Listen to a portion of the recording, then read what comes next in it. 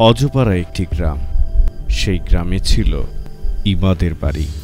ছোটবেলা থেকেই ইমাদ ছিল নাদুস নুদুস। সবাই তাকে খুব আদর করত, কারণ সে দেখতে ভারী মিষ্টি চেহারার।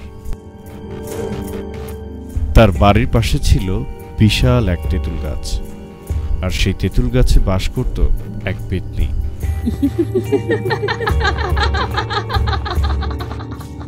ইমাদ একদিন তাদের বাড়ির উঠোনে খেলা করছিল।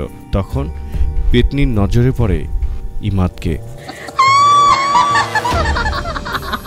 পেতনি মনে মনে কুমতলব আঁটে যে ছেলেটাকে চোখে চোখে রাখতে হবে, কারণ বড় হলে পেতনি তাকে বিয়ে করবে।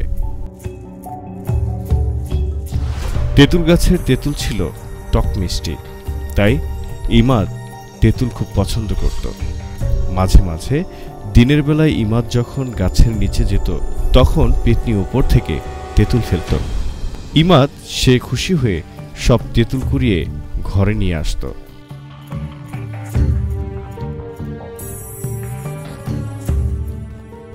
এবং সবাই মিলেমিশে খেত।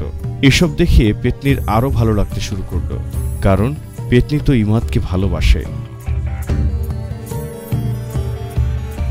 যদিও সে পেতনি, তবে সে বদ পেতনি ছিল না এবং কোনোদিন কারো ক্ষতিও করেনি। বিশেষ করে ইমাদের পরিবারের ভালো মন্দ খেয়াল রাখত সে। একদিন ইমাদ পাড়ার ছেলে মেয়েদের সাথে পুকুরে গোসল করতে গেল। পানিতে নেমে যখন সবাই খেলায় মত্ত ছিল, সাথে ইমাদও হঠাৎ করে সে পুকুরের মাঝে চলে গেল। সাঁতার না কাটতে জানায় সে পানির নিচে ডুবতে শুরু করল।